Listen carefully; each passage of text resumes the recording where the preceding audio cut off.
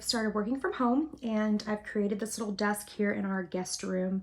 And if anyone knows how I can hide those cords, I would love it. But it was kind of confusing at first to put together, and I think it's just because I'm not good at this kind of stuff.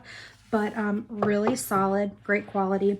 There's a lever right here, and it's actually kind of hard. It's very like stiff to get it to pull all the way up. But that is how high it goes, which now I'm gonna have to move my mirror up. But you can also, like, that's too high, you can have it stop at a height that works for you. But yeah, really pretty, very sturdy. I love it so far. Can't wait to use it. This is a desk. They have two panels. This is for keyboard, and then this is for the front one. This bar here is for the cell phone. And then you have here to press. Once you press this, you can lift it up like this way. Structure and pretty good. This is good material.